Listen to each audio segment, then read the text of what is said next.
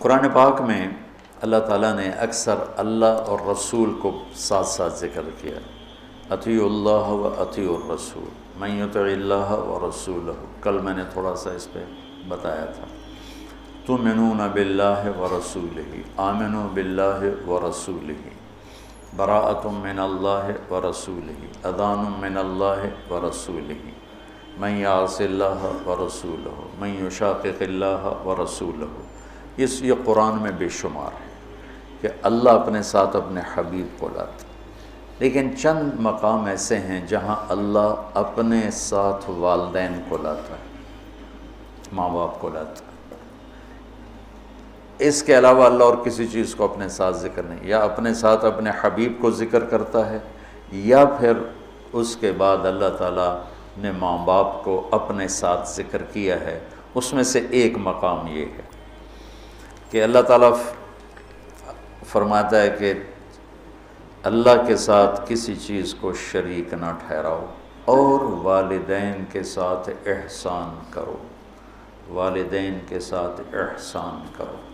وَقَضَىٰ رَبُّكَ أَلَّا تَعْبُدُوا إِلَّا إِيَّاهُ وَبِالْوَالِدَيْنِ إِحْسَانًا يَا بُنَيَّ لَا تُشْرِكْ بِاللَّهِ إِنَّ الشِّرْكَ لَظُلْمٌ عَظِيمٌ وَوَصَّيْنَا الْإِنسَانَ بِوَالِدَيْهِ۔ تو اللہ تعبدوا الا اللہ وبالوالدین احسانا، یہ قرآن میں کئی جگہ اللہ تعالیٰ نے اس کو اس طرح ذکر فرمایا کہ اپنے ساتھ والدین۔ اللہ کا شکر ہے کمزور سے کمزور مسلمان بھی مشرک نہیں ہوتا ہے، اس لیے اتنی جلدی کسی کو کہنا یہ مشرک ہے، یہ مشرک ہے، یہ مشرک ہے، یہ بڑی زیادتی کی بات ہے، بڑی زیادتی قبول ہے۔ اس سے احتیاط کرنی چاہیے، اس سے بچنا چاہیے۔ اللہ کے فضل سے مسلمان کے دل میں توحید ہے، وہ جہالت کی وجہ سے کوئی کچھ بول رہا ہوتا ہے، کوئی کچھ بول رہا ہوتا ہے، اس پر اس کو کافر قرار دے دینا، مشرک قرار دے دینا، یہ اتنا آسان نہیں ہے۔ تو میرا ملک تو ویسے ہی ٹکٹک کے کفر کے فتوے مل رہے ہیں، جتنے مرضی کٹوا لو، جتنے مرضی لکھوا، جنہوں مرضی کافر قرار دے دو، جنہوں مرضی، ہر قسم کے لوگ ہوتے ہیں۔ تو اللہ تعالیٰ ارشاد فرما رہے ہیں کہ ایک تو میری ذات میں شریک نہ ٹھہراؤ، یہ حرام ہے، اور دوسرا کیا ہے؟ بالوالدین احسان۔ احسان کا کیا مطلب ہے؟ کسی کام کو اس کی سب سے عالی شان خوبصورت شکل میں ادا کرنا، اس کو احسان کہتے ہیں۔ ہمارے اردو میں احسان کا مطلب ہے کسی کے ساتھ کوئی بھلا کر دینا، بغیر کسی معاوضے کے کسی کے کوئی ایسی مدد کر دینا، اس کو احسان کہتے ہیں۔ وہ بھی ہے، وہ بھی اس میں شامل ہے، لیکن عربی میں احسان ہے مل احسان ان تعبد اللہ کأنک تراہ فإن لم تکن تراہ فإنہ یراک۔ احسان کیا ہے؟ کسی جو کام بھی کرے، اچھائی کا، بھلائی کا جو کام بھی کرے، اس کو اعلیٰ درجے پر کرنے کا نام ہے احسان۔ تو اللہ تعالیٰ یہاں ارشاد فرما رہا ہے کہ والدین کے ساتھ احسان۔ اچھا ایک اس پہ ذرا غور کریں، اللہ تعالیٰ فرما رہا ہے آؤ میں تمہیں بتاؤں کہ حرام کیا ہے، ٹھیک ہے؟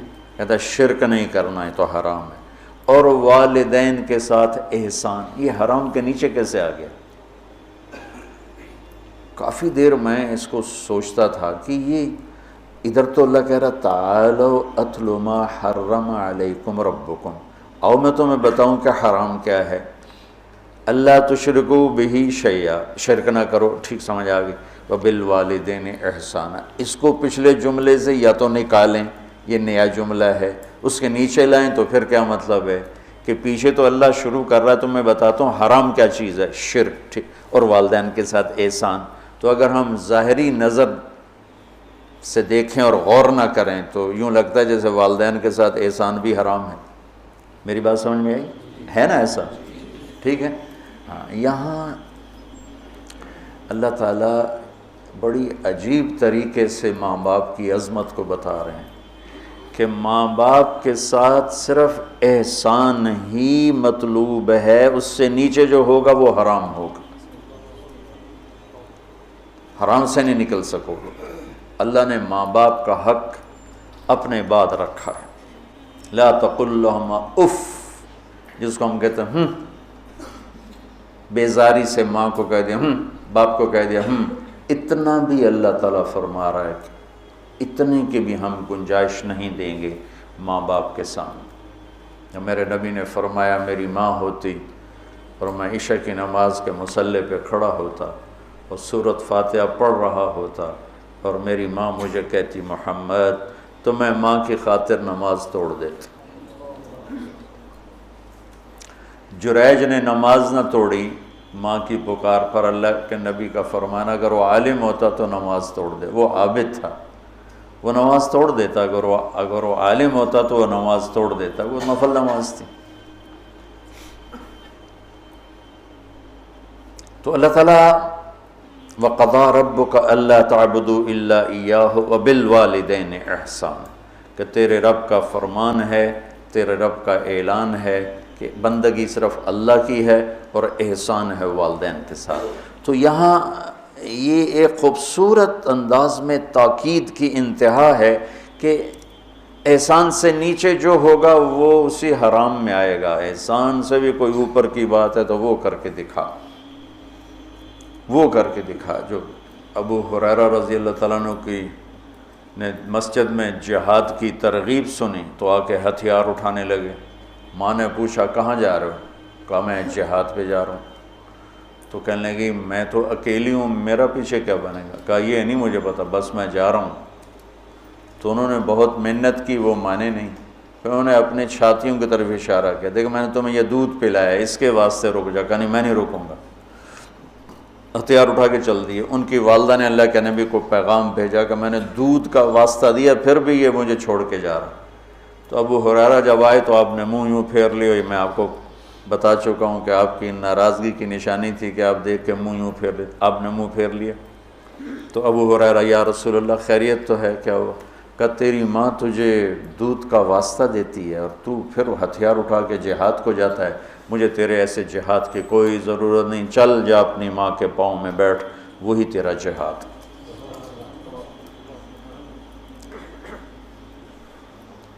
کلاب بن امیہ جہاد میں چلے گئے، والدین دونوں بوڑھے تھے۔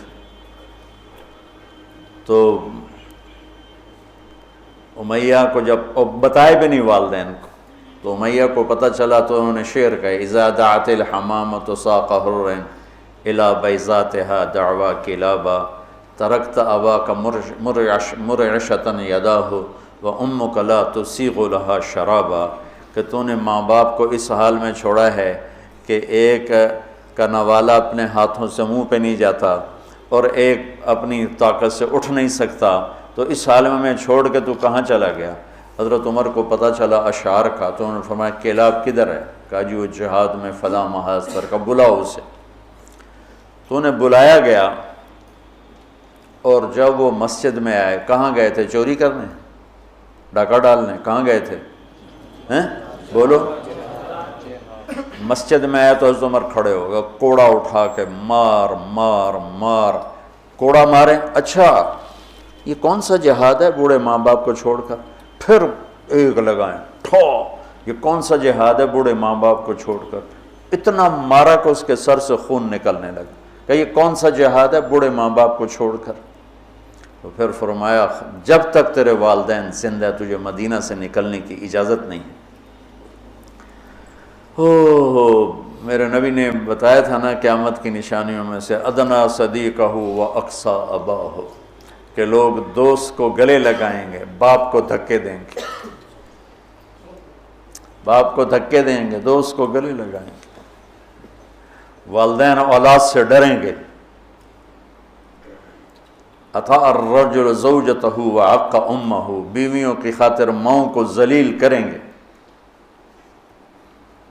تو اس کو کم ان تلد الامۃ ربتھا، بیٹیاں ماؤں سے نوکرانیوں جیسا سلوک کریں گی۔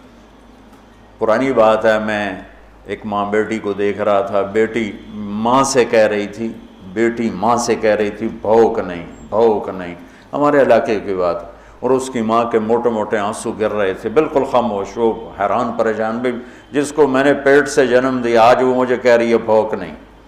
تو یہ عام ہے، کہ آج کل کی پڑھی لکھی نسل انہیں نہیں پتہ باپ کسے کہتے ہیں اور ماں کسے کہتے ہیں۔ کوئی ماں باپ کا بھی ہے کہ وہ اولاد کو اس طرح لے کے نہیں چلتے جیسے چلنا چاہیے۔ پہلا قصور تو ماں باپ کا جو 3 سال کے بچے کو اسکول ڈالتے ہیں۔ محبت کی رسیوں کو کاٹنے والے والدین ہیں، محبت کی جڑوں کو اکھاڑنے والے والدین ہیں جو 3 سال کے بچے کو اسکول ڈال دیتے ہیں اور ماں کی گود سے محروم کر دیتے ہیں، اور وہ بچہ جتنے گھنٹے وہاں رہتا ہے اس کے اندر ایک لاوا پکتا رہا۔ چونکہ میں ہاسٹل لائف گزار چکا ہوں، مجھے اس کا خود ذاتی تجربہ ہے۔ حالانکہ میں تو 11 سال کی عمر میں لاہور گیا، میرے والد مجھے ڈاکٹر بنانا چاہتے تھے تو لاہور کے بڑے عالی شان اسکول سینٹرل ماڈل میں داخل کروایا۔ ہاسٹل لائف 11 سال کی عمر، میرا رو رو کے برا حال، 3 سال میں روتا رہا، پھر میرا دل پتھر ہو گیا۔ والدین کے لیے میری محبت مرتے دم تک پھر بیدار نہ ہو سکی۔ ہاں، تبلیغ میں لگنے کے بعد میں ان کا ادب، احترام، خدمت، سامنے نہیں بولنا، پوری اپنی جاں فشانی کے ساتھ ان کی خدمت، لیکن میرے دل میں ان کے لیے محبت کی شمع نہیں جل سکی کہ انہوں نے اسے خود بجھایا تھا۔ تو اس میں والدین آج کل بہت روتے ہیں، لیکن اس میں ایک بہت بڑی وجہ خود والدین بھی ہیں کہ وہ بچوں کو وہ ٹائم جو پہلے 10 سال والدین بچے کو دے دیں، ساری زندگی بچہ والدین کو دے دے، اور 3 سال کے بچے کو دھکا دے دیا۔ اب تو اسکولوں کے اشتہار ہیں 18 ماہ کا بچہ بھی لے لیں، میں جمدے نال ہی لے لو، ماما نے چھٹی دے دے میں جام کے توڑی جھولی چ پا دیں۔ یہ میں کیا کروں، میرے دیس کا ڈاکٹر بھی تاجر ہے، وکیل بھی تاجر ہے، اور یہ علم والے بھی تاجر ہیں۔ جب کسی قوم پہ زوال آتا ہے تو ہر شعبے پہ آتا ہے۔ جب علماء تجارت دین کو بیچ رہے ہیں تو باقیوں سے کیا گلا، جب ممبر ہی بک گیا ہے تو پیچھے کیا گلا۔ سارے ایسے نہیں ہیں، سارے وکیل ایسے نہیں، سارے ڈاکٹر ایسے نہیں، سارے علماء ایسے نہیں، یہ اکثریت کی بات ہے۔ ہر طبقے میں چونکہ شر غالب ہے تو ہر طبقے میں وہ غالب ہے۔ تو میرا رب کہتا ہے کہ ایک میری ذات میں شریک نہ ٹھہراؤ، اور ایک والدین سے احسان سے نیچے ہمیں قبول نہیں، احسان تک پہنچو گے تو قبول ہوگا۔ آپ جنت میں تشریف لے گئے تو قرآن کی تلاوت سنی، آپ نے فرمایا کون کر رہے تلاوت؟ انہوں نے کہا جی حارثہ بن نعمان ہے۔ کہا ہے حارثہ بن نعمان؟ وہ تو مدینے میں ہے۔ کہ وہ ماں کا خدمت گزار ایسا ہے کہ جب قرآن پڑھتا ہے ساری جنت کو سنایا جاتا۔ وہ ماں کے کیسے خدمت گزار تھے کہ ماں کے کپڑے خود دھوتے تھے، بیوی سے نہیں دھلواتے تھے۔ ماں کے لیے سالن روٹی خود بناتے تھے، بیوی سے نہیں بنواتے تھے۔ ماں کے سامنے بیٹھ کے ان کو روٹی ہاتھوں سے کھلاتے تھے، ان کو خود نہیں کھانے دیتے تھے۔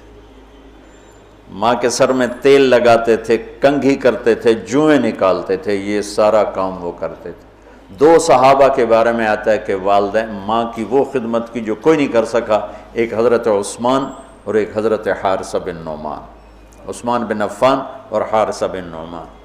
اور حضرت امام زین العابدین علیہ السلام اپنے والدہ کے ساتھ روٹی نہیں کھاتے تھے۔ اور یہ ہمارے ہاں تو ہم اجمی لوگ ہیں نا، بخیل لوگ ہیں، اب وکھری پلیٹیں جو اپنی بوٹیاں پالو، کوئی ہور نہ کھا لوے۔ تو عرب کٹھا کھاتے تھے، کٹھے بیٹھ کے کھانا آج بھی تعذیب ہے۔ ہم نے قطر کے بادشاہ کے دسترخوان پہ کھانا کھایا، وہ اور لوگوں کے ساتھ مل کے بیٹھ کے کھا رہا تھا۔ تو کسی نے کہا آپ ماں کی اتنی خدمت کرتے ہیں تو آپ ان کے ساتھ کھانا کیوں نہیں کھاتے؟ فرمایا کہ مجھے ڈر لگتا ہے کوئی ایسی بوٹی نہ اٹھا لوں جو میری ماں کی نظر میں اور میں اٹھا کے مجرم بن جاؤں، کہ وہ میری ماں کی نظر میں ہو اور میں اس سے پہلے اٹھا کے کھا لوں تو کہیں میں ماں کا مجرم نہ بن جاؤں، اس لیے میں ساتھ نہیں کھاتا ہوں۔ کسی نے حضرت علی سے پوچھا حسن آپ کے بیٹے کیسے ہیں؟ کہا میں جب چلتا ہوں تو میرے آگے نہیں چلتا، میرے پیچھے چلتا ہے۔ جب میں بیٹھنے لگتا ہوں تو پہلے مجھے بٹھاتا ہے پھر خود بیٹھتا ہے، اور جب میں گھر میں کمرے میں ہوتا ہوں تو گھر کی چھت پہ نہیں چڑھتا کہ باپ سے اوپر نہ ہو جائے۔ تو آج والدین بہت ذلیل ہیں اولاد کے ہاتھوں، بہت دکھی ہیں اولاد کے ہاتھوں، اور ان کی جو فریادیں وہ عرش کو ہلا دیتی. تو اپنے ماں باپ کی راحت بننا، ٹھنڈک بننا، خوشی بننا، یہ میرے رب کا پیغام ہے کہ وَبِالْوَالِدَيْنِ احسان.